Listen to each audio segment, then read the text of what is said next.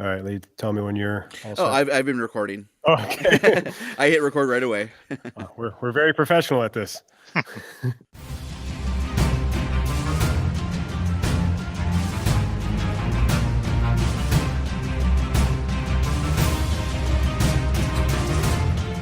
Welcome to Roll of the Dice, a game master's guide for better role playing. I'm Dan, And I'm Lee, the resident GM of this little podcast.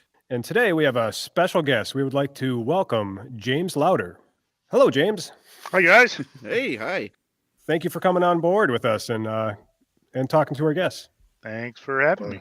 audience, I should say. Yes. That too. I guess for our audience, why don't we start off by giving them a little description of who you are and kind of what you do in the gaming world. Well, I've been working in the gaming world since the late 80s. I started working for TSR. My time there, I was mostly in the book department, but I also worked on game material for first and second edition D&D products. Everything from doing advisory stuff on the Spelljammer box set to the Jungles of Chult module for the Forgotten Realms, which I wrote the main chunk of, wrote some material for second edition, Monstrous Compendium, things like that. I've done game design for White Wolf and Deadlands and Call of Cthulhu and a whole bunch of other places. At the moment, I'm working on material for fiction material for Pugmire, Shadow of the Demon Lord, Tianxi, and my main gig at the moment is as fiction editor for the newly relaunched Chaosium. The newly relaunched, so I mean, they existed before, and Chaosium's been around since the 70s, and they had a management switch about 2 years ago now, and I am helping them relaunch the fiction program. I'm just curious. You said you got into it in the 80s. How did you jump into helping these companies create content? Well, for the jobs in the 80s, my job at TSR was full-time. I was an in-house guy for 4 years and then a satellite employee for 2 at TSR in the fiction division. When I went satellite, I started doing some small work for other companies, and then after I left TSR, stopped working for TSR in '94, right before they went under and got bought by Wizards. I started working for everyone else, and because I have a foot in both worlds. I'm a gamer. I started playing D&D and Traveler and Cthulhu in the late 70s, early 80s. I came into the industry knowing what gaming was, but I'm also a fiction guy. I've also got a background in editing and writing fiction. If anybody knows my work in the industry, it's probably from the novels that I wrote for TSR. I wrote Prince of Lies and Night of the Black Rose and several other projects for the Realms and Ravenloft. But I can do both.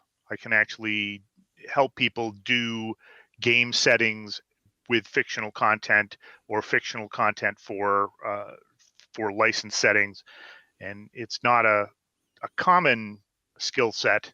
So it keeps me busy. And I think that makes sense. Yeah, that's cool because you're a storyteller, so you're able to go back and forth from each one. That's really neat. And you've also written some comics, I believe. I have. I've when I was at TSR, I was kind of a permission guy for the DC line of TSR comics. Those were really, really fun. Jeff Grubb and Rags Morales did a great Forgotten Realms comic for that. And I had an opportunity to do a script for a comic during that time. And since then, I've written a half dozen or a dozen comic scripts, but I've also edited a lot of comics. I edited the series Hack Slash for Image I think I was involved with about 75 issues of that comic. Wow. Yes, you definitely sound like a jack of all trades. Well, it's different modes of storytelling, and yes, the thing that's cool about it is each one of them has their own set of rules. What makes a good game does not necessarily make a good novel or a short story, does not necessarily make a good comic. Mm-hmm. I like that that statement right there, because I want to kind of hopefully expand on that if we can, because the purpose of this podcast, we try to help gamers and GMs tell a better story in role playing, and you have experience in telling a story on both sides. So can you kind of expand about maybe the difference between telling a story in to player characters or players as opposed to writing a novel? Well, the novel, you as a single creator have control over everything that goes on. The one caveat to that is when you're working in a shared world like the Forgotten Realms or Star Wars or anything else where you don't own anything, or you don't own parts of it, you're going to have input from other people on what the story can and can't do. But typically, when you write a piece of fiction, you get to be the god. You get to say everything that happens. You're not there to bend the story to input necessarily from other people. If you're smart, you learn to work with your editor. If you're smart, you get feedback from readers and you temper things, but you still get that final cut, right? You're still the person who gets to determine this is what the characters say and do, and this is the theme I want to foreground, and these are the concerns I want this story to deal with. The minute you get around a table with people and do role playing, that's all gone, because role playing games at base are group storytelling. You're not going to, if you're a good GM, you're not going to be able to tell the characters, the players, what their characters think and do. You're going to be telling a story with them, and everyone else is going around the table is going to have input on what happens and where that story goes. Okay, so what qualities would you say a GM that needs in order to tell a good story with the collaboration of the player characters playing? The biggest one is flexibility. That's something I've uncovered. As a GM, you can come up with a brilliant story that you think is going to go in a specific way. You're telling your equivalent of the Maltese Falcon, but the players are going to decide, we really want to investigate the arson on the boat. Sure. The bird, who cares about the bird? It's a junky bird. We're really concerned about that arson on the boat. And they're going to spend their time focusing that. And if you're a good GM, you will allow them to do that, and you'll let them take the story in that direction. But you'll also be flexible enough to have some other clues that will lead them back to the story that in the long run you have developed. But you've got to be flexible enough to let them do their thing and their characters to react to things in ways that you were not predicting, because they will. No matter how much you plan, the characters are going to do something during the course of an adventure that will surprise you utterly. Well, you're a writer first and foremost, and obviously you've GM'd, but as I understand it, you've GM'd at conventions? Yes, and that's been my most recent. I did a ton of GMing when I first was playing, and I did some over the years. More recently, I 2 years ago, I was asked to do a charity event at Gen Con by Pat Rothfuss's World Builders charity. Absolutely fantastic charity. And they get people together and have gaming people play games, or in my case, I wrote and ran a Call of Cthulhu adventure that took place over the course of this party. And it's the first time I had GM'd at a convention since like 1992, when I ran some stuff for RPGA for Ravenloft that I had written. Ooh, okay. And I had sort of forgotten exactly what that dynamic was going to be. And I wrote what I thought was a really tight story, and I had it all locked out. So we were going to cover all of this stuff in the. I planned for the game was supposed to take place over essentially 4 hours. Mm-hmm.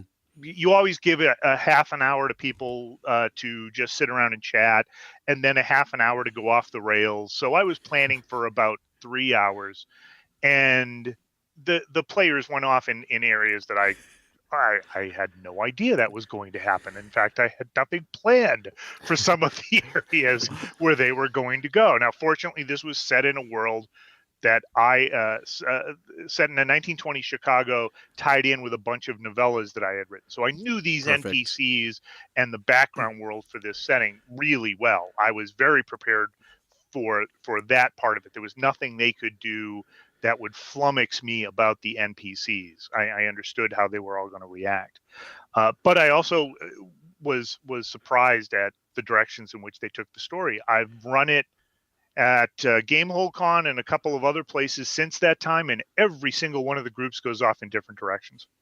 There have been no two sessions of this game, and each time it's like, all right, well, now I've got to write a bypass to go from A to B. Yep. Because there are going to be characters, there are going to be groups that figure out this is where we need to go 2 steps from here, and completely skip the NPC I had in the middle that I was assuming, and that all the other groups that had played the game would go visit next. Somebody picked up on a clue and used a spot hidden to come up with a solution that allowed them to completely bypass it.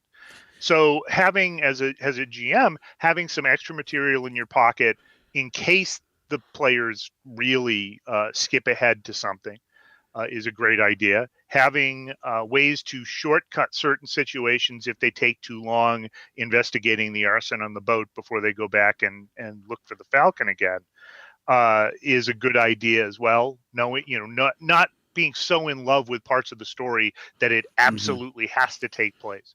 You can structure the story so that's likely to happen. You can structure the story so that is a rewarding way in which the story can go, but you really don't have control over how those players are going to react. Definitely not.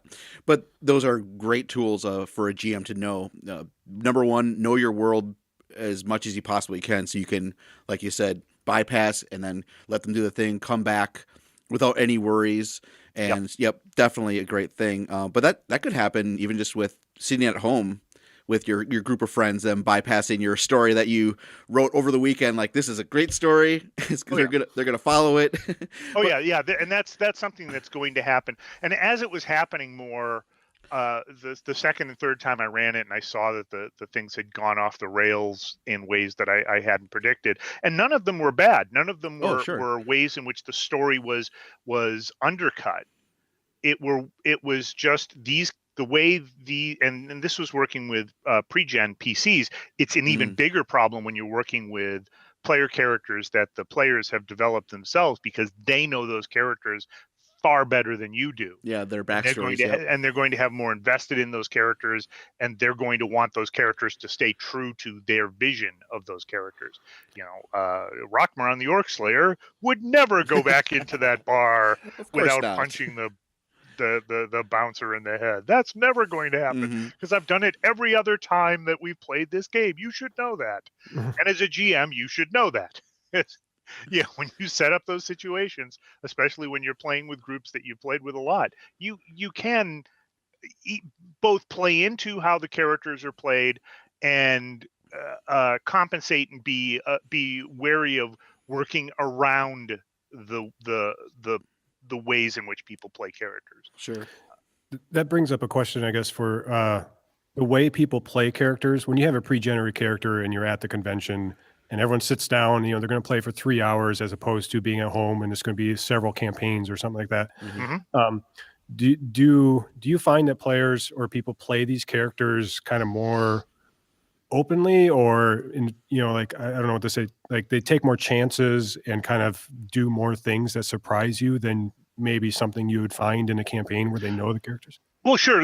Especially in a game like Call of Cthulhu that I was running, these characters all know that if they open the wrong door, something is going to bite their head off, or they're going to go insane.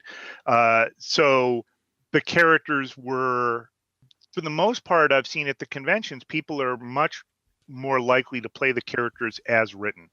There were similarities where, after the third time I ran this, because I had written the pre-gens and had given them specific personalities in ways as a GM, I could do that worked with the narrative that I had created, the larger story that I had created. These characters were designed to move through that story.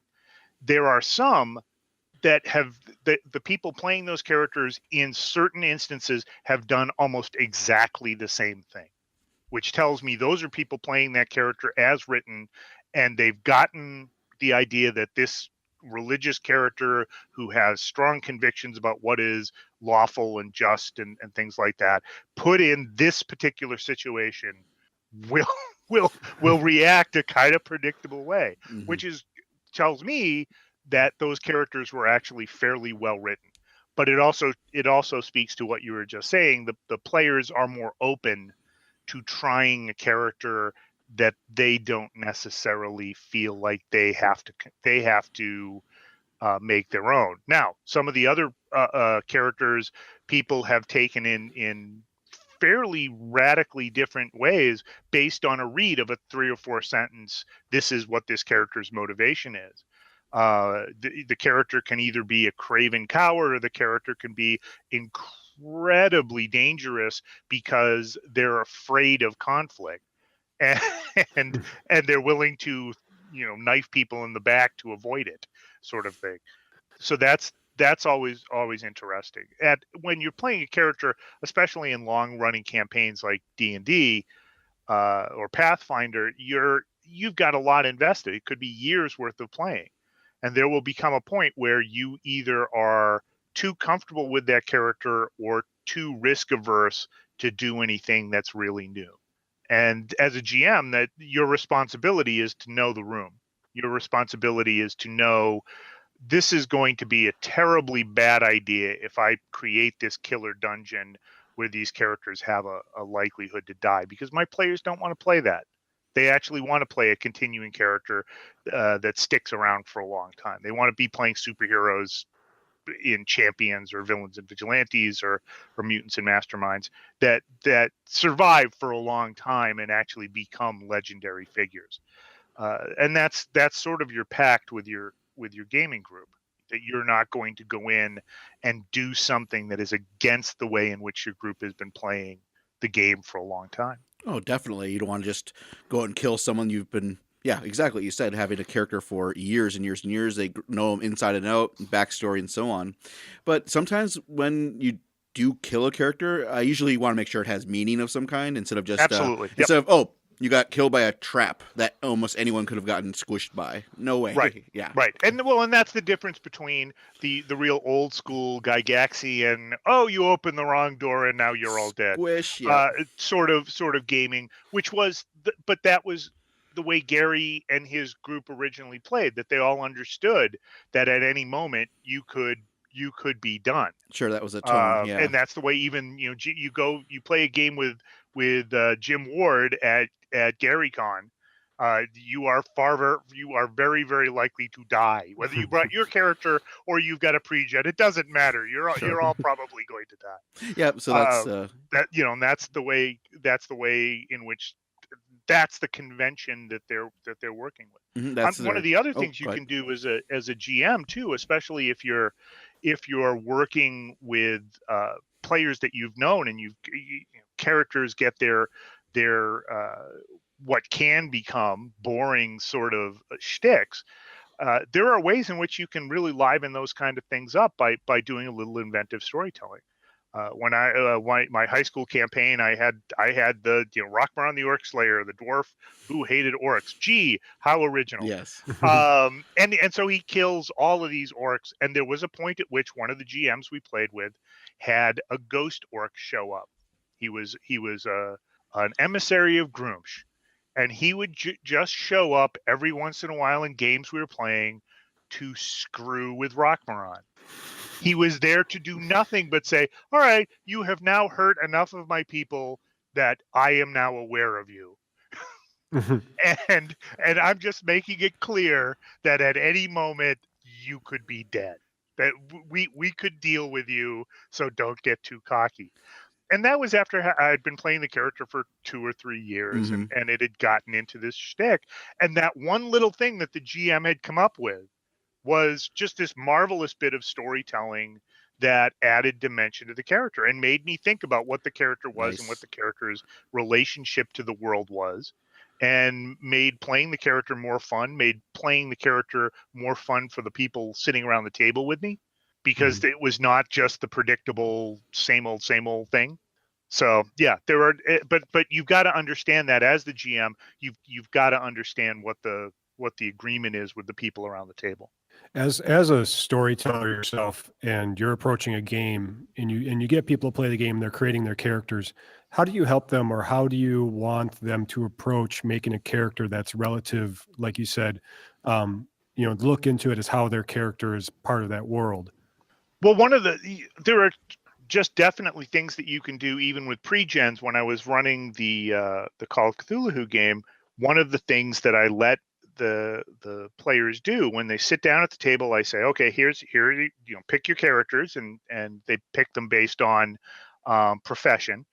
They read over the material, and I say, all right, and so you now get to create 2 contacts in the city of Chicago. You, as long as they're not ridiculous, I know the mayor, things like that. Unless you can come up with a really convincing reason why that happened and give me the 1 sentence sell pitch for why you know the mayor.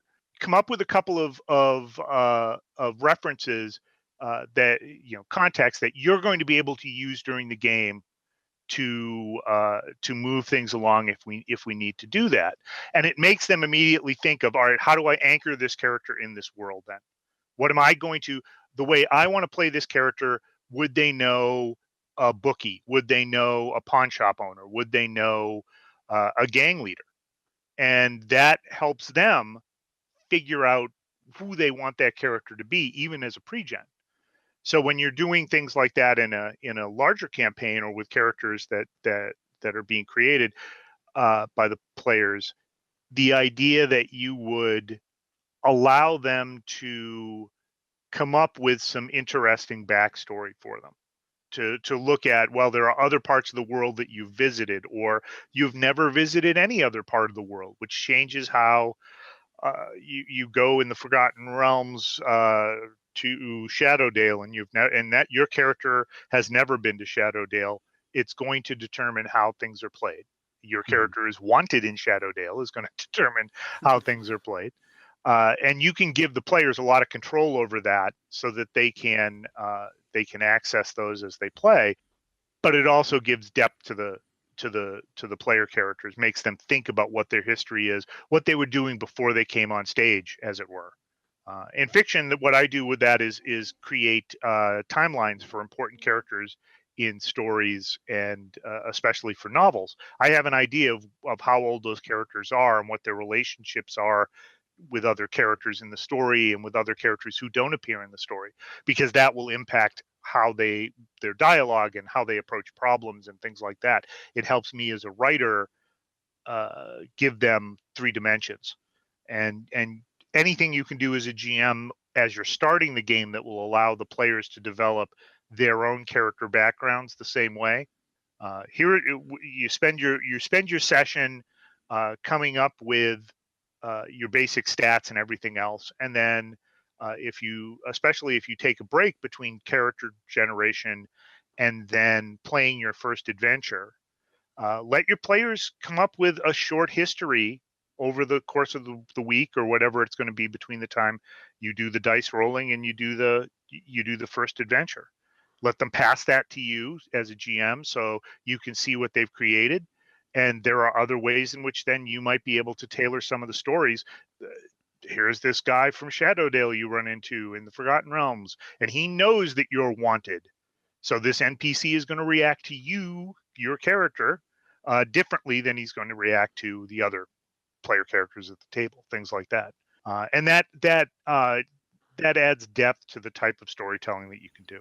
Yeah, because you're trying to make a 3-dimensional character. At least, I mean, it's fine playing a hack and slash game, but sometimes after you're done doing that, like we did that for 2 years, I want to know what my barbarian, why he's so angry. And so, like you said, just asking those questions, having an idea of what happened in the character's past, of, well, why is my barbarian so angry? Well, because of this, because of these other things, and working with your GM to try to make that 3-dimensional character, or at least make a more interesting character. Mm-hmm. No, exactly. And different people can collaborate on that kind of thing. And as a player, as a GM and as a player, you need to be open to people taking the story or even the story of your character in directions that you hadn't thought of. And that's actually the point at which you know that you have a good understanding of what the story being told is when somebody does something surprising and you stop and think for a minute, and then you have an idea of where it's going to go. It wasn't where you planned, but if things can go in that direction and still hold on to the larger narrative, it's okay for us to go and do this side quest for a week or 2 weeks and then get back to and it will lead back to the main quest that I've been doing that we're going to solve over the what was the original planned length of this dungeon. But if you're flexible enough and you understand your contents enough and you're comfortable enough to let your players have that much input, you can do that. You can go off on a side adventure that will make this story very much more belong to the people around the table. Have you ever, like, I've been in games where I'm playing with several people and suddenly, like, I as a player, I'm like, okay, I think I understand everyone's character, and then suddenly we get in a situation and a character does something and I'm like, I don't think your character would do that, but if that's what you're going to do, it's, have you ever, like, as a GM been like, let's talk about this and see, or Yes. Oh, question someone? sure. And it's easier to do with pre-gens because I know the characters just in general better than the players do. So what I try to do rather than, and that's always tough too, because as players, you don't want to confront another player and say you wouldn't do that, because it immediately breaks down to, well, of course I will, because oppositional defiance. Of course, Yeah. now I'm definitely going to do it times two, because I'm dug in now. That's it. And the better way to approach that is really, why are you doing that? What is your character motivation for doing that? And turn it around back on the person making the decision that may be kind of dicey, and say, all right, what you need to do is you need to think about this. And occasionally, usually when at conventions, 60 to 70% of the time, the person has a snap answer for, oh, I'm doing it because of this. Fair enough. Okay. I would not have expected that character to do that, but all right, that's actually justifiable within that character's MO. And a third of the time you get people saying, well, yeah, okay, well, let me rethink that for a minute. And that's good. You want people to think about reasons and character motivations rather than confronting player to player or GM to player. That's the point at which you kind of see behind the flats at Disney, and you don't want to do that as much as possible. So, what would you say is probably the hardest part about writing a game, besides not knowing exactly where the players are going to take it? I guess I'm asking more in a general, like a convention. You have an idea of what to do, but let's just say that you're just running a game and you don't really have an ending or anything planned out. What would be the hardest part about running a game like that? Well, you've got to be prepared to go in directions that you have no idea that you should have planned for. And that's even true at the conventions where the one that I've been running at the Call of Cthulhu events involves this stage magician, and something happens that introduces these introductory characters to the mythos, the Cthulhu mythos, and they end up having to do exploration in Chicago that leads them into deeper and deeper and deeper weirdness until they're fully immersed in a mythos scenario. There are points at which those characters had said, well, let's go investigate the magician's license. Yeah, there's got to be a union in town. We want to go talk to the stage union for magicians in Chicago. It's like, oh, all right. There is one. Let me see. Where's it? Is it far from here? I guess it is far from there. Yes. And you just, and if you're doing a good job, when you get hit with those as a GM, that you're able to think quickly enough on your feet that it doesn't look blatantly obvious that they've asked for something that you've got no preparation for. So have some stock characters, have some gangsters written up for, or local thugs written up for, or City Watch written up for fantasy games. things that you've got as go-tos for using in the game for areas where they go off the rails. That's the hardest part of that prep, is that that the players can get you in a situation that can completely grind the story to a halt because you have no preparation whatsoever for it. Sure, it could possibly snowball the entire story if they decide to become, for some reason, very violent, and now they're possibly the police want to arrest them for murder of something that they've done. Yes. Now we're on a completely different storyline. Now they have to deal with everybody in the game differently because they're wanted criminals. Yeah, and that's where you can use reminders to the character that this is either, and it may be perfectly acceptable to their PCs, but it could also be a matter of this is completely outside of the way in which your character would operate. And that happened again in that Cthulhu game. There was a gangster character, and I mentioned, well, you do realize that if you start shooting at this point, there's going to bring a lot of police, and you're a low-level gang member. You're bringing attention to the gang writ large, and your boss is probably not going to be happy with it. And you can still do it, but just be aware that there are consequences. This is your conscience speaking. Yes. There are consequences for what you do. And often players will get the hint, I guess that probably is not a great idea. Yeah, if the GM is to firebomb City Hall right now. If the GM is saying something to me directly, I should probably listen to them. Right. Yes. And the trick is, as the GM, to frame it in terms of gameplay, sure, and what that character's motivations are, and the character's background. Rather than just saying, I think that's a terrible idea. Again, oppositional defiance kicks in, and there will be usually at least one person at the table who will, well, then I'm doing it twice. Yes. Mm-hmm. When you look at the GMing for the conventions, how does someone get into that? I mean, can anyone just say, I'm going to run a game and just tell a convention that they want to run a game and sign up for it? Or sure. Yeah, that's largely the case. Most conventions have a submissions window. You can submit events at Gen Con. You can submit events for Gamehole Con and things like that. And usually it's a matter of a 4-hour block, which also the advantage of that is it gives you a very tight window. Initially, when you start writing for it, you think, 4 hours, boy, that's going to be a lot of gaming, and I don't know if I've got enough story to cover. Really, it's not a lot of time. You'll find the time flies past for the most part, and you've got to have a very tight story to get through the whole thing, beginning, middle, and end in 4 hours. But if you've been GMing with your home group and you have an idea of how long certain types of encounters take, you can plan for that pretty easily. But yeah, it's usually an online setup system. I think Gamehole Con in Madison just opened up their event submission things. It's usually a good idea, if you haven't run things at conventions, to try one event.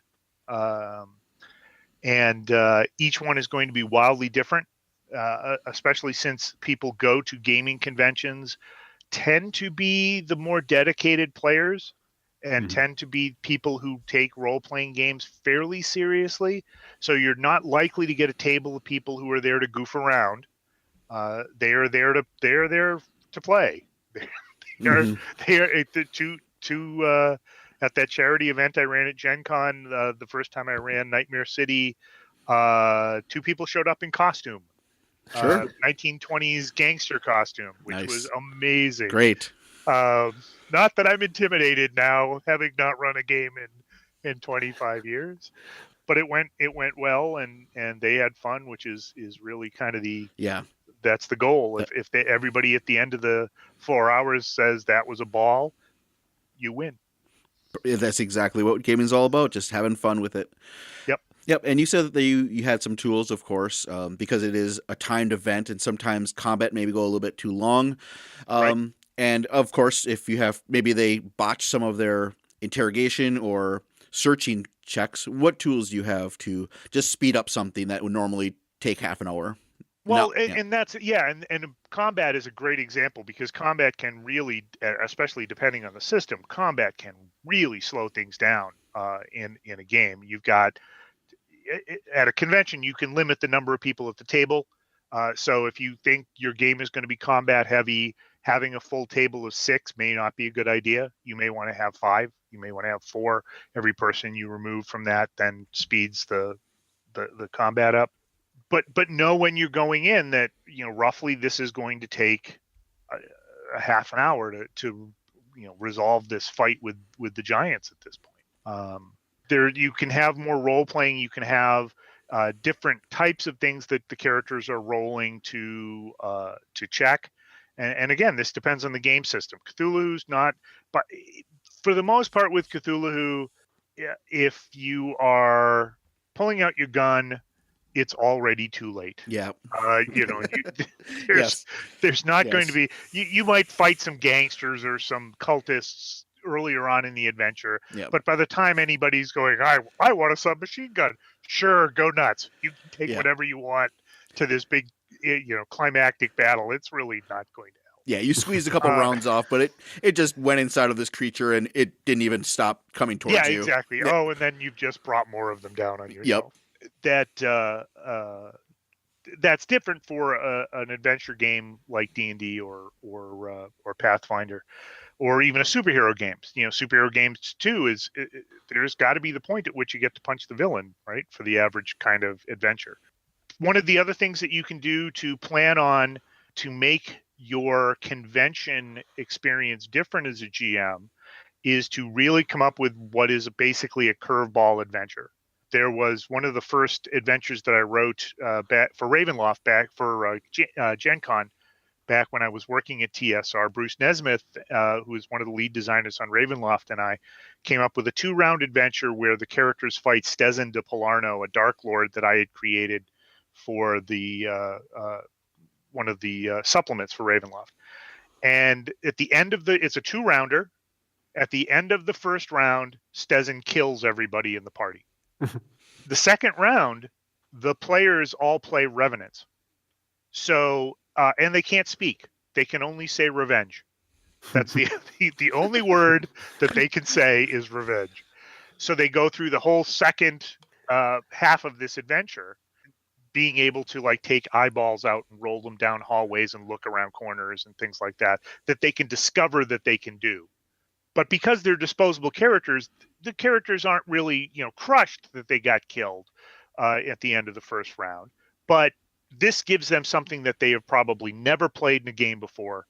And it works for 4 hours. You would not want to do this for a campaign. Mm-hmm. It would drive you crazy. It's definitely not fun to just be able to say revenge for 4 weeks in a row. But for 3.5 hours, it was kind of amazing, because the role-playing section for Gen Con used to be played on at this time at Gen Con was the Mecha floor, which they had walled off with curtains. And so you could go over to Mecha and stand up in one of the upper decks and look down at just all these people playing across it. And you could tell every single table that was playing that part of the adventure, because you just hear revenge, revenge, revenge. Awesome.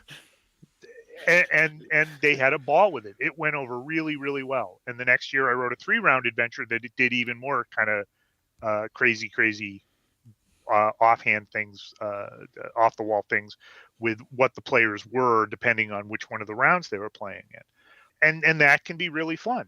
The more you do it wacky, the more you do something that's unusual, the more likely you are to get some pushback from players. You have to be careful with that. But that's also something to consider as a GM, is to try something different that is subverting the player expectations, because especially at conventions, they've probably played this game a lot. So if you can do things that go in different ways, that's always helpful. I take it conventions tend to give you the opportunity to experiment a bit more with options that aren't usually regularly played. Right. That seems like a good use for it. 4 hours. Yeah, and if you can do that in ways that come up with an entertaining scenario for the players, that's terrific. I can't imagine playing early D&D with I'm going to keep careful track of the encumbrance rules. That would be really much fun. No, I'm sorry, you can't pick up that tankard. You can't eat because you've got too much stuff. It all depends on you knowing the rules well enough to be able to take things in those interesting directions. It depends on the game system too. You can get away with a lot in World of Darkness. You can get away. I've run World of Darkness at conventions. I ran a mage scenario that took place between two short stories I wrote. With Call of Cthulhu, people are not generally really, really tied to the rule system. The rule system has some flex in it. When you're playing Pathfinder, you're playing third edition D&D, there's an awful lot of mechanics, and the people who really love those games love the mechanics for the most part. And so you've got to be really careful then with what you're suggesting to do to sort of break the mold. So I take it like someone who wants to run a game at a convention should, first of all, really know the rules of the game that they're playing. Yes. Before they jump into it. Yes. Yes. Because there are going to be people at the table who know the rules much better than you do. There will be. Even if you wrote the game, there will be people at the convention who know the rules and have lived those rules for 6 months to a year of playing really intensely every week, and they will be able to quote chapter and verse back at you, and you have to, oh, that's right, that's on page 83. Is there any advice? I can see, like, especially for me, I don't have that much experience being a GM. So going to a convention, trying to GM something for 4 hours would be very intimidating to me. But is there any advice for people who are like, I'm thinking of giving this a try? Should they be intimidated by it? By doing well, it? they should be cautious about it, because what you're asking is 4 to 6 strangers, people you don't know, to give you four hours of their time to be entertained. And if you're not prepared, or you're not experienced enough to be able to handle that sort of thing, it's something to be concerned about. The best way to get prepared for that is to play a couple of games at a convention before you try GMing one. Mm-hmm. Because if you can go to a game and you sit down and you see what the dynamics are, and everyone is a little different, so you can't just do it once and assume that it's always going to be this way. Because as I said, with Nightmare City that I've been running, I've run it 4 times now, and all 4 times the ending has, and everybody gets to the end, and everybody gets to the places that the climactic scene that has to take place in a certain place, and everybody gets there, and the story gets concluded, but it gets concluded with different body counts. There have been games where everyone has died. There have been games where they've actually managed to almost save everyone. There have been games where that things have gone in directions that I really would not have predicted. And that all depends on the people around the table. And the games have had different tones too. Some of them have been more lighthearted. Some of them have been more serious.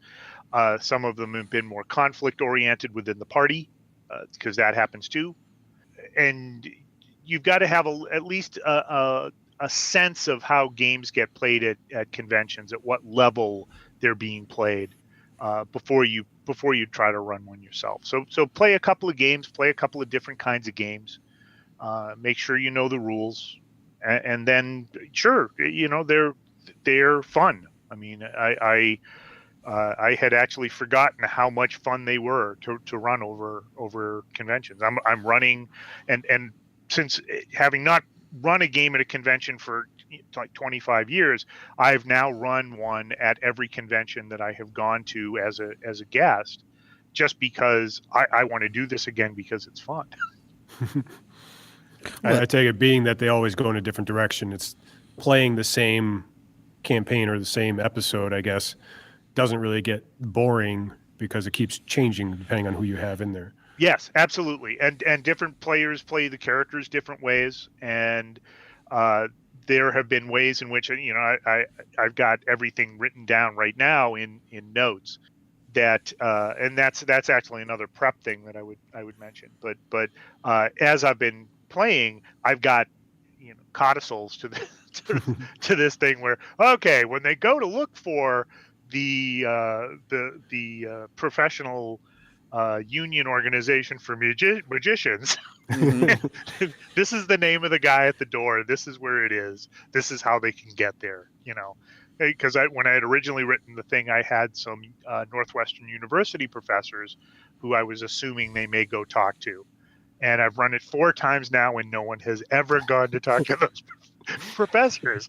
But they're very bored right now. They're just waiting for someone. They're all just waiting, sitting in their offices during office hours, waiting for someone to ask them about this symbol. And which is funny because one of the characters is a Northwestern character. He's a student at Northwestern, and he doesn't think to go talk to the professors. And it's understandable why, because the groups all, as a group, they decide, no, we'd rather go do this. Some people did go and go to Northwestern, but they didn't go to talk to these professors. They went to the library. So, and as I've been going on, I've been adding more material to it. So each time I play it, I'm actually a little more confident and a little more prepared for the players to go off in these other directions. And I will eventually write this up. I'm thinking that it might be something I eventually send to Chaosium to be considered, but not before it's play tested several more times. As a GM, you are much better off if you can prepare to the level that you have written down some things like room descriptions, the things that you would see in a pre-prepared module from TSR Wizards of the Coast, things like that. Look at how the adventures that you run are presented in print, and the closer you can get to that in your preparation, probably the better off you'll be. You can fly by the seat of your pants for a lot of it because you know the story better than anybody else, and you're not creating this adventure, at least initially, to be run by anyone else. You're handling all of the GMing. But one of the things that you do when you write an adventure for other people to run is you have to think about what problems and what questions are they going to have that I can answer peremptorily.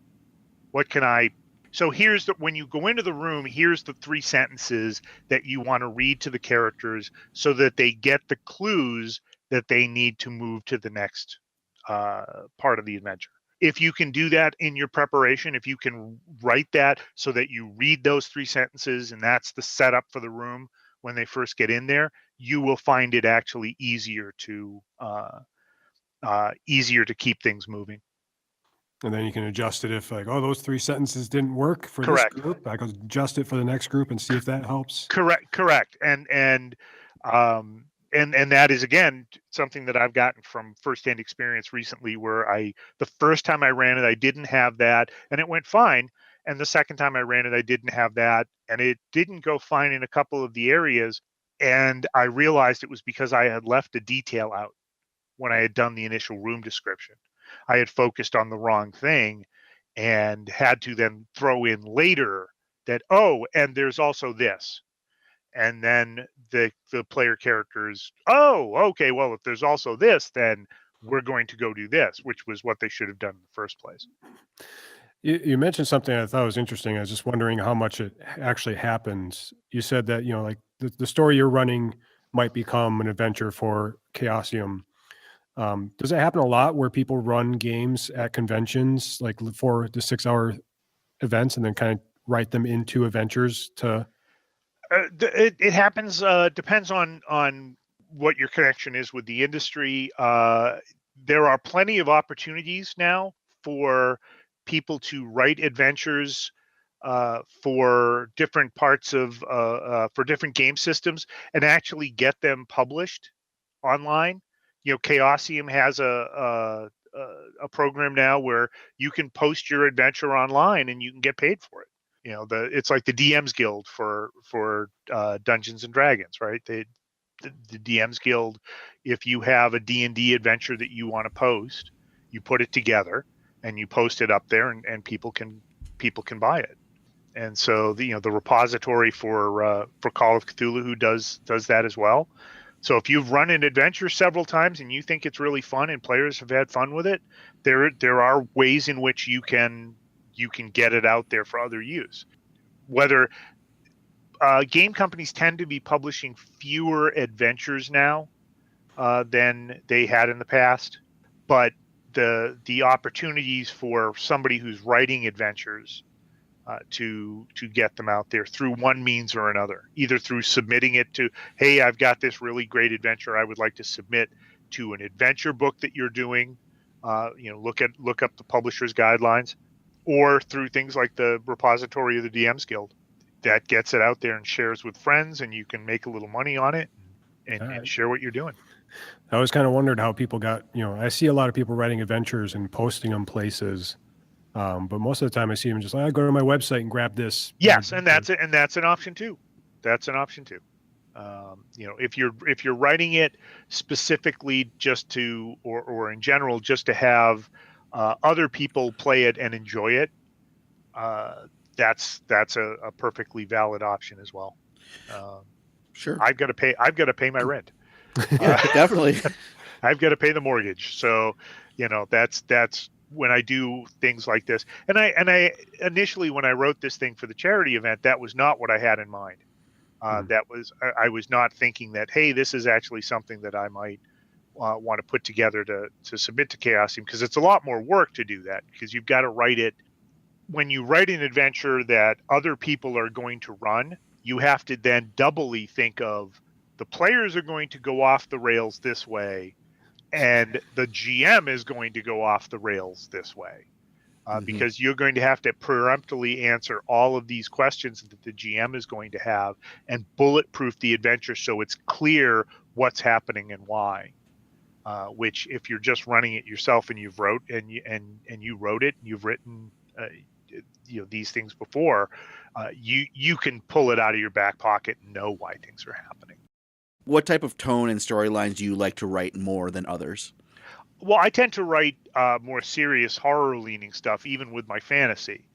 I was kind of the perfect guy for writing like Ravenloft back at TSR. I'm Call of Cthulhu, things like that. That's sort of in my in my wheelhouse, as they say. Sure. And what draws you to that? I think that it's interesting there are ways in which to subvert expectations by revealing things that are taken for granted as horrific. I think that that's where my storytelling, just in terms of my fiction, what ends up happening is I write a lot of stories about characters that are absolutely certain that the world works one way, and then discover to their horror that they are absolutely wrong. That the things that they are convinced are true are absolutely untrue, and that's the motivation for their character development. Though, to be honest, as the world news gets grimmer and grimmer and grimmer, Sure. I've been thinking, I need to write a happy story. I need to go against the sudden change to comedy now. Exactly. I just, I got to go against the stream here. And I have done kind of a straight adventure. I wrote an adventure called a novel, The Ring of Winter, which was a lost civilization adventure in the Forgotten Realms. They used a lot of that, the characters and some of the villains and some of the other material I created for Chult in the Forgotten Realms showed up in Tomb of Annihilation and Nice. the board game and all of that stuff. Artist Simbear, the character I created for that, is now like a plastic miniature and all of that stuff. Yeah, I'm playing Tomb of Annihilation. Cool. So there you go. So Rosnisi and Artist Simbear and all that stuff's mine. Awesome. I created that stuff in the novel Ring of Winter. Well, that's cool. It's weird. That's one of the things with the story, the shared world aspect of working in things like the Forgotten Realms, where I wrote that in 1991. Nice. And now it's back, and I sat down at a convention recently and ran through a one night with somebody whose normal crew had run into artists the week before, and they know this character. I haven't done anything with artists in better than 25 years. That's just odd. Yeah, and our our group was hanging out with him, and all of a sudden these frost giants came out of nowhere and give us our ring. What? Yep. What's happening right now? Run away! Yeah. No, you don't. Yeah, when artist is using the ring, you don't want to be there. Yep. So yeah, that's kind of amazing. I mean, that's always, and that's the best part of role playing, is that idea of the group storytelling, the idea that together with your friends and together even with people at a convention that you may not know, you have created this narrative that it would, at the end of the 4 hours is over, and if things have gone well or things have gone even moderately well, everybody gets up from the table and feels like they've contributed to this story that is now a thing. It's now, this is a story. I walked out of the first time I ran Nightmare City at Gen Con 2 years ago, or last year, and one of the players was telling his friends about the climactic part of the adventure. I almost had control of these monsters. I could have run Chicago. And he's just, really animated, telling the players, this is how this story went. And it was fantastic. Because that's his story too. It's his story to tell to his friends. It's his story. That's a part of his storytelling experience now, is sitting down at the table with those other people he didn't know and doing that. It's an even more intense relationship with people you play with from week to week. Yeah. You have this shared narrative, this shared adventure that all of you have created together. It's one of the greatest things of gaming that you can experience, and especially even with strangers, that you all love this one thing and now you've made it together. Yes. And it's just a great feeling, and I love that. It is. It really is. Dan, do you have a question? Well, no, I'm just going to jump to, I think, the questions we wrote down for you in the very beginning we didn't ask you. Okay. That's all right. How did you, what was the first time you role played, like the first time, like how did you get into your first game session? The first role playing game I ever played was early edition Gamma World, and my experience with that game was we played for about an hour and a half, and I was eaten by giant radioactive weasels. What a way to go! There were three brothers that I was friends with, the middle brother, and in high school, and the older brother was the one who ran all of these games. And hey, let's play this game we just got called Gamma World, and we played for a little while, and the radioactive weasel showed up, and I thought, I'm going to be brave, I'll fight it, you guys run. And that, was, wow, hey, that was pretty brave, you're dead. Oh, all right. And then we still had time left that afternoon, so they said, hey, let's play, we've got D&D too, you can play D&D. So I rolled up a character from there, and then played in several groups in high school, one of which I was the junior member, and got invited in with some older students, several of whom were involved in the theater program at our high school, which is, not a shock. This is late 70s when D&D is not cool. Which is, again, for you stay in the industry long enough, and for seeing the discussions of D&D are cool and people are going to watch the Avengers movies and stuff like that. It's weird, yeah. Man, that's not the 70s. Because I was a comic book guy and everything too in the 70s. Same in the 80s. Yep. If still it was not cool. Uncool, I was right there. Sure. That second group that I played with, we had a long running campaign where I created characters that I ended up then playing for several years. And the other group with the three brothers who played, we played Call of Cthulhu and Villains and Vigilantes and some Traveler and some other games like that weren't D&D. I played D&D with this other group. I played everything else with these guys. And I played throughout high school. I played once or twice a week, regularly, and then got another group my senior year where I was playing with a lot of friends who I had introduced to the game, and so I was GMing then a lot more than playing. When I got to college, I played a little bit. My future wife, that was something we had in common. She had played in high school too. That's one of the things that's always weird for me, talk with people talking about the lack of women Yeah. in role playing. For me, um, my role playing groups, apart from that one time I was playing with the three brothers, Mm-hmm. all of my major campaigns that I played all the way through high school, all the major games had at very close to gender parity for Yeah. for groups. And as I said, my wife had played in high school as well, and that was something that we had in common, and we played some games in college as well with other friends. So, and then eventually played a little bit in grad school and landed in the industry. And that was, it's one of those things where your English degree and the fact that you have been playing D&D for 10 years will get you a job. I would say you probably the one person I know that used his English degree the best. It actually, I've got a double major in English and history and a minor in philosophy, and all of it came in useful at TSR when I got the Awesome. job. I'm kind of the poster boy for liberal arts can pay off for you. Liberal arts wants you. Yes, exactly.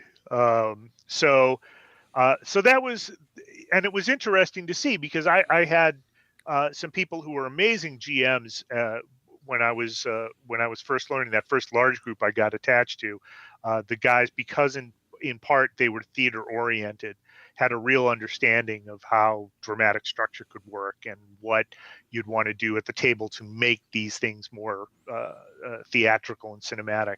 It wasn't LARPing by any stretch of the imagination, but just the way they ran things around the table were always like that.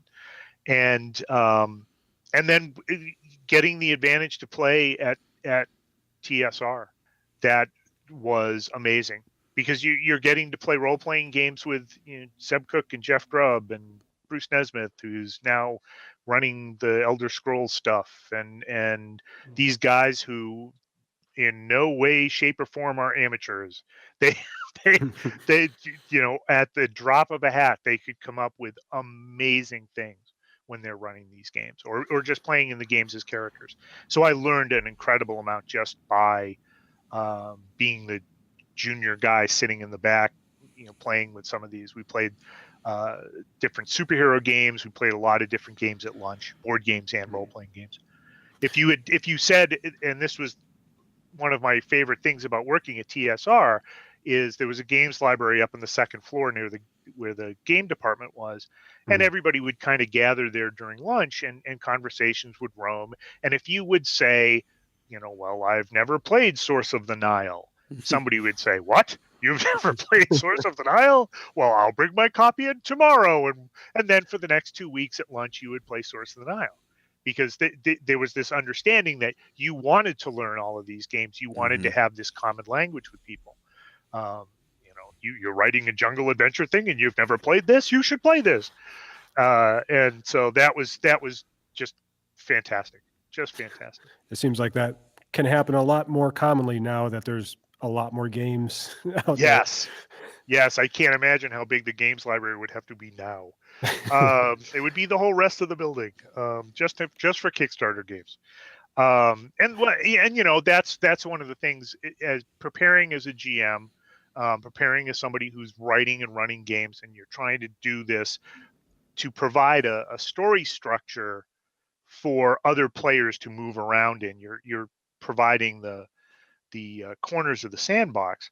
Play a lot of different games and not just role-playing games. Watch a lot of different movies, not just whatever you're comfortable seeing.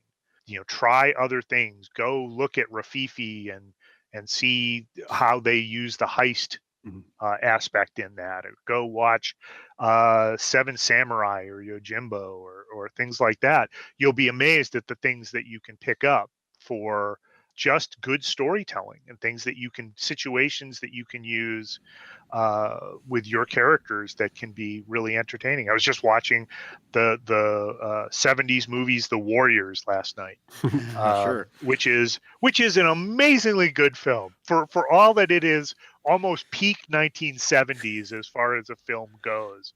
It's just a really well told story and a really sharp piece of filmmaking and storytelling. And that, oh God, you could turn that into and they have in video games, but you could turn that plot into a D&D adventure or a superhero adventure or something like that, really easily. I kind of feel like, like at the center of all movies or all like books, like fiction books, there's that general story idea. And if you're looking for something to do, you can always steal that general idea and put it into a campaign. Yeah. Oh, sure. And that's, I'm big for looking for ways in which you subvert the expected. So when you are reading a novel, and again, read widely. You want to tell good stories, read a lot of different kinds of stories. If you come across something that surprises you, especially if you're widely read in a genre, and you get to a sword and sorcery story that does something that is completely different from what you would expect, that's a great hint to you that that's actually purposefully playing with your expectations, that this story should go a certain way because all the other stories have gone that way, but there are other options. And the other options are the ones that can keep your players engaged. I think that's all the questions I have. Ooh, I have a question if I could ask. No. No, I'm not allowed. Well, you've talked about having that gaming library in TSR. You've played with, I'm sure, several of your friends that have written stuff and different types of game settings and systems. But is there something that haven't played yet that you really want to try out? My first quick answer would have been 5th edition, but I actually did get to play 5th edition about a month or so ago. So that was, and it's good. They did WotC did a very good job with 5th edition. I wasn't a big 4th edition fan, and 3rd edition kind of baffled me a bit. Too many notes, as Yes. Soliari would say. I would agree completely. Yes. I was much more comfortable in the 1st edition, 2nd edition. Edition era. I'm looking forward to playing the new version of RuneQuest that Chaosium is putting together. Okay. Because RuneQuest has been around forever and I've never played. And I got a chance to play Hero Quest at a Chaosium thing recently in the last year, and I really enjoyed that. It's kind of a loose system, more on the sliding scale, more toward World of Darkness. So I'm curious to see how RuneQuest works. I've never gotten a chance to play Castle Falkenstein, and I would love to play Castle Falkenstein. Oh, I'm unfamiliar with that one. It's a sort of an alternate Ruritania history, steampunky leaning game from the 80s. Things like that. I'm pretty much game for playing just about anything for role playing. For board games, I can, by the time we're done with this podcast, there will be 6 more that that have come out that I want to play. I don't have nearly the time to play stuff that I used to, and but it is important. I do try to get out and play as many different board games and things like that as possible. That would be my advice to anyone that's young and has time. Play as many as you can now, because as you get older, you need time. You have kids. You have, oh no, the car's stuck in the ditch outside, and it's my responsibility to get it out. And that's going to happen a lot today in the Midwest with this lovely ice storm we're having. Oh yeah, we're all snowed in. April in Wisconsin. Yes. Hooray. So yeah, I've even with some of the computer games, I play computer games. I've been playing Pokemon Go with my wife, which is really fun, but completely broken by about level 30. Yeah, that's about where I am. The game completely grinds to a halt unless you are living in a downtown or an urban area with a high concentration of casual players, because there is absolutely no way to level up after that point unless you do a bunch of big raids and things like that. So it was interesting to see just from a game design standpoint. I'm kind of watching it, get both that double vision where I'm playing this as a player, but I'm actually critically evaluating it as game design and that as we go along, which is always great because that's one of the things that you can come across stuff that surprises you what's possible with the medium. Just in the realms of computer games, the Telltale storytelling games, the Walking Dead game they did, and I'm playing through one of the Batman games. I played through their Game of Thrones games, and they're limited choice, limited animation, limited choice games where you get to certain points and you have to decide, am I Batman? Do I get to save Catwoman or do I get to save Harvey Dent? And if I don't save Harvey Dent, I know what's going to happen. He's going to get turned into Two-Face, and I'm going to pay for this. And it's surprising how much tension they can put into a computer game where it's not constant combat. It's about these choices that you're making and what the repercussions are. Really smart, just really good use of the medium for storytelling. A new medium for storytelling. Is that is that a direction you wouldn't mind going? I would love to work on computer games. I've come very close a couple of times. That's the joy of freelancing is you get a lot of projects that you've almost worked on. And I've almost worked on several role-playing games, that computer games that ended up either going other directions or being taken in-house or something like that. But I do hope to eventually get a chance to do some computer game work myself. Great. Oh, we're wrapping up the podcast, but I do have to ask, how did you meet Dan?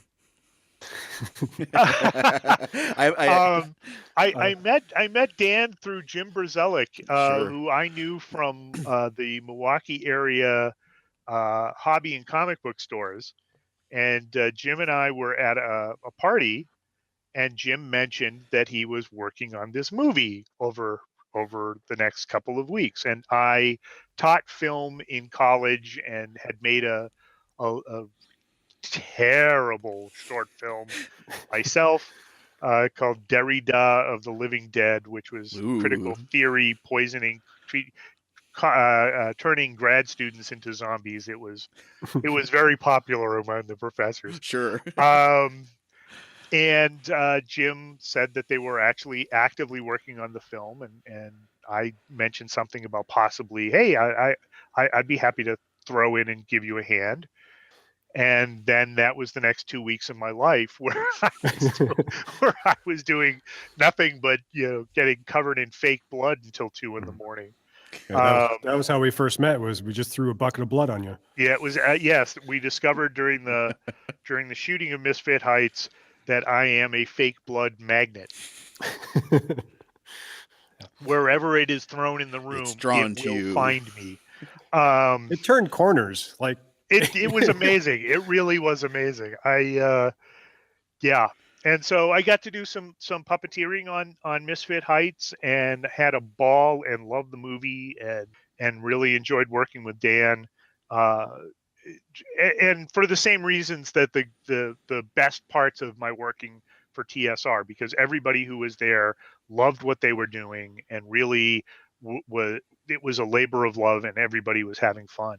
And so so that was how I made it into that. I should mention, Dan, there was a 6 degrees of separation thing that somebody did with like Kevin Bacon, where I showed up in the middle of this because I had worked on an anthology with somebody they had published a story with me for an anthology I edited, but then I had done Misfit Heights as a puppeteer, and the person who wrote this put parentheses, exclamation point, parentheses, and then one of the other voice actors who had done it had done something with Kevin Bacon. So That's I amazing. was in the middle of this thing that showed up on Goodreads because of Misfit Heights, which was pretty amazing. Well, see, now you're like a third degree now. I am. So I I am. worked on a film with you is just a few degrees off from Kevin Bacon. Exactly right. So yes, but so that's how that was. That's how that came into it. And I'm a huge movie guy. I reviewed when I was in house at TSR. I had a column called Into the Dark in Polyhedron where I wrote genre film reviews, and I ran that for 50 or 60 issues of the magazine. I've done hundreds of film reviews, and I taught film when I was in grad school, and am still a giant film guy. I'll have to look. I think I do have a picture of you with the aftermath of all the buckets of blood. Yes, I've got Worm Boy. I've got the Worm Boy Yeah. puppet on my hand, and I'm standing there with. Thankfully, I was wise enough to take my glasses off. Just looking, just drenched. I had to peel that clothing off when I got home that night because it all hardened. So, but it was a ball. I love doing it. Well, we appreciated your help on the movie, and we appreciated you coming on the podcast here. Is there anything you want to plug at all? Well, the main things I'm working on these days are things for Chaosium, and a couple of things for like the Pugmire anthology, which I'm wrapping up editing of, and the TNC anthology I'm wrapping up editing of, and doing some stuff for Onyx Path, and keeping busy. I kind of marvel sometimes that I've managed to keep all this stuff going. I'm very fortunate, and in part thanks to my wife having a stable job with health insurance and Sure. and things like that, which freelancers do not get. That I've managed to keep busy and keep doing work. So in terms of role playing, the one thing I will mention, and this is one that I'm working on a short story for this setting. But Rob Schwab is doing some really innovative stuff with Shadow of the Demon Lord in keeping the adventures tight and the character arc under control, and setting the game up for that nice balance between complexity and the increasingly limited amount of time people have to game. Mm-hmm. That's one for role players to take a look at. But yeah, Shadow of the Demon Lord is a terrific game. Rob worked on 5th edition and all kinds of other really Game of Thrones role-playing games for Green Ronin and things like that. Okay. Very talented game designer, and otherwise, it's I'm spending a lot of time with Chaosium, and I'm just loving the stuff they put out. I had some credits in Pulp Cthulhu, the Pulp Cthulhu supplement that just came out, won the Emmy last year, and keep your eyes on Chaosium because they're good guys, and they treat people fairly, and they pay people fairly. Great. And important part when it comes to money. Yeah, exactly. Sure. It's like, wow, man, and this is kind of a great gig for me right now. That's about half of my time is spent with the Chaosium guys, and they are everybody on the team is great. Are they hiring? Well, if things continue to go well, that is certainly a possibility. That we've got some board game stuff coming out. They've got they're just about to launch a Kickstarter for a Miskatonic University board game. Ooh, yeah. Designed by Rainer Knizia, and where you are trying to uncover the secrets in the Orn Library. And as a researcher, one of your resources is graduate students, so that you get to burn through them. Literally sometimes. Which gives you an idea of the sentiment for this game. That's great. It's a lot of fun. They did a game called Con of Cons that, again, Knizia designed, which is a game set in Glorantha with cattle raiding. It's a family-friendly cattle raiding game, and just a real fun little card game. I've done some demo stuff for that too. It's a ball. Cool. Well, thank you so much for joining us. This was really enjoyable. No, thanks very much for asking me. It's in getting prep for this, I always have to think back on, well, what's my experience with this? Oh, I've been doing this for a god awful amount of time, haven't I? In a lot of different roles, which is the fun part for me. I actually do get to straddle these different worlds and get to work in mediums that I really love. So, Well, I can think of several subjects I would love to bring you back on. Would you ever be interested in coming back on in the future? Oh, absolutely. Yeah, this was a ball. Great. We will call on you at some point. All right. Thank you very much. I would like to say thank you again to James Lowder for joining us on this episode of Roll Up the Dice. If you would like to listen to any of our previous episodes, you can go to www.rollofthedice.com. That's ROLE of the dice.com. And if you could just spread the word of our podcast, that would be wonderful. Talk to your friends, your gaming group, however you listen to this podcast, rate and review it, and recommend to anyone you can. Would be greatly appreciated. Please share our podcast. Word of mouth is great. It helps us a lot. Definitely. Yeah, so for our next episode, we are going to have Ben and his character, Miles Novar, and we're going to just do a wrap-up of what happened after all his solo campaign. And I believe he's also thinking of running a game. Am I not mistaken? I think we're going to kind of talk to him about what he feels, or if he's intimidated by prepping for running his own game. His very first, running a game, GM, he's going to run Tales from the Loop. So, we'll talk to Ben. Yeah, maybe he'll ask us some questions. We'll try to give him some advice, and then we'll throw him to the wolves. So stay tuned for our next episode. And remember, keep shaking those dice. And may your roll be true.